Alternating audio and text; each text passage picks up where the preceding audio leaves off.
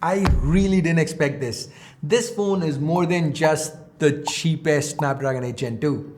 So this is the Nubia Z50. Now if you've been interested in non-mainstream phones, you'd already know that this is the cheapest Snapdragon 8 Gen 2 phone available today. Now frankly, that's why I bought it, so that I could do a video titled Cheapest Snapdragon 8 Gen 2. And given that price point, I went in expecting a whole lot of compromises. But by the time I was done, I walked away pleasantly surprised. Hey guys, Ash here from C4E Tech, and this is my review of the Nubia Z50. The Nubia Z50 is an excellent phone, and what's really special about it is how little they've compromised to hit that aggressive $400-ish price point. Okay, you know what? Let's do it this way. I'm gonna mention every compromise made to hit this price point, and then explain why it is not a big deal. So let's start with compromise number one, the optics. The camera is here. When I saw the Nubia Z50 being announced, I thought to myself, interesting. The camera should definitely suck though.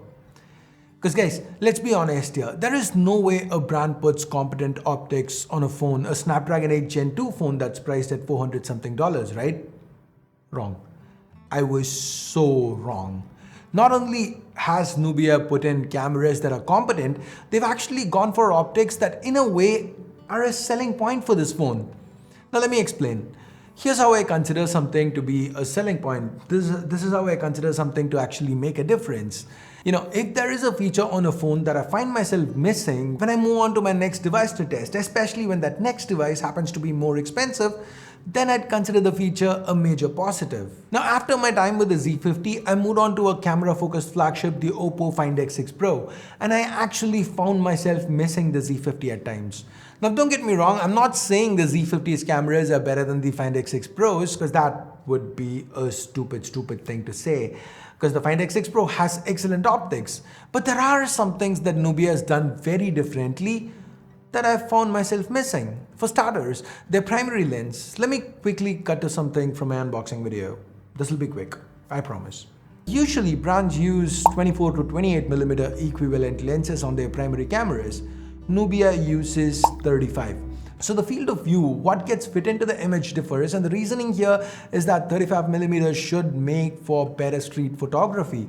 I for one like it, and like it I did, even after the novelty wore off. The 50MP IMX787, it's an excellent sensor, and Nubia does very well with the basics. Images are not over sharpened, the colors are on point, the white balance, even in challenging conditions, it remains accurate.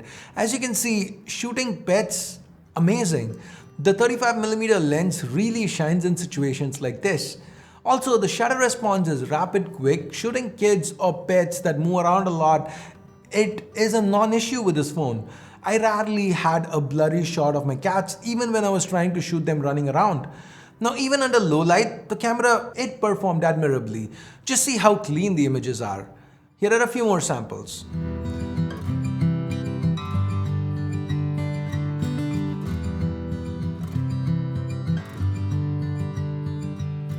Barring this, there's a whole host of functions built in. Car trail shots, zoom blur, moon shots, phantom video for that kind of blurry, dreamy effect, the vertigo shot, aptly labeled Hitchcock. There are some fun effects to play around with when shooting at night, a truckload of filters for street photography. There's a lot of functions available here. I really wanted to do a separate video on it, but sadly I've not been able to find the time to. Sorry guys.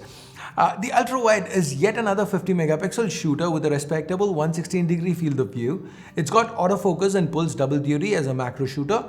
As you can see, the colors are very well matched to the primary and the results are pleasant.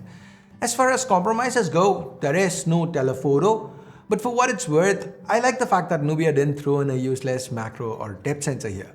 From a video perspective, you get to shoot at up to 8K 30 and the footage itself is excellent.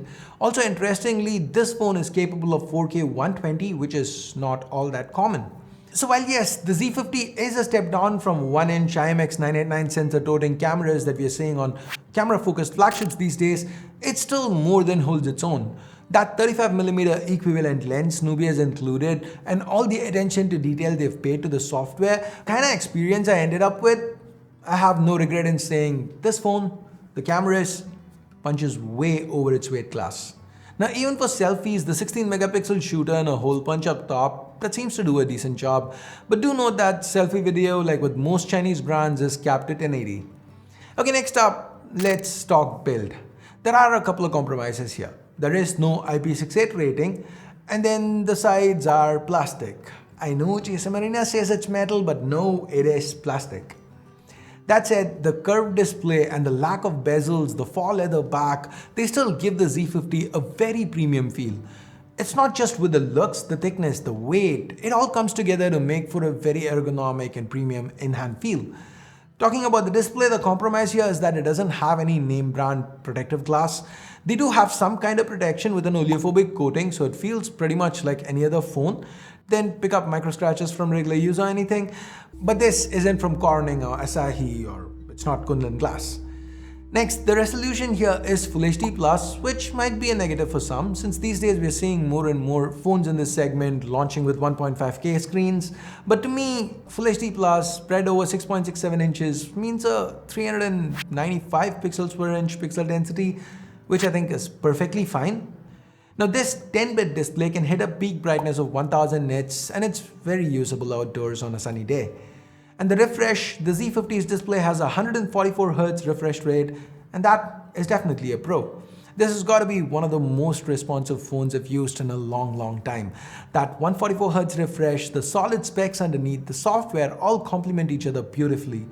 The Z50 runs on Android 13 with Nubia's iOS 13 skin on top. There's the occasional minor translation issue that I mentioned in the unboxing that you gotta deal with. Beat it up. I'll link to that video in the description below. Do check it out after this one for more information. But barring those few minor issues, the phone felt blazing fast. For day-to-day usage, this felt snappier than, well, pretty much everything on the market. Now, Nubia, like every manufacturer, has lofty claims for cooling, but this is not a gaming phone. If you want solid sustained performance, you're gonna have to go with that other Nubia phone. Now that said, the Z50 isn't bad either. Games run smoothly without issues. The stereo speakers on it make the experience even better. Even with stress tests like 3D Mark Wildlife Extreme, the stability score is respectable. Mid 70-something percentage is not gaming phone good, but still pretty decent. Given the competitive price, there is no support for wireless charging, but the Nubia Z50 does charge fast. An 80-watt charger is included in the box. This gets it from 0 to 50 in just 15 minutes, a full charge in about 40. The battery life itself has also been excellent. The 5000 mAh battery on the inside easily lasted me a full day, even with heavy use, like when I was taking a lot of samples or had GPS on. So overall, like I said at the start, I've really been blown away by this phone. It's usually very hard to find a phone in this segment that looks and feels nice, has the best specs, and also good cameras. There's almost always a compromise in one of these three areas on phones priced, in this price segment. So the Z50, to me, it was a refreshing change of pace. Is it perfect? No, definitely not. No phone is, but it's pretty darn good. And that is my take on the Nubia Z50. What do you think about this phone? Do you see things differently? Let me know in the comments below. And with that, we're at the end of this video. Thumbs up, thumbs down based on whatever you felt about it. Subscribe, turn on notifications, hit that bell icon if you haven't yet. And thanks for your time. Thanks for watching. Until next time, my name's Ash. You've been watching C4E Tech, and I'm signing off for now. You guys have a great day. Bye-bye.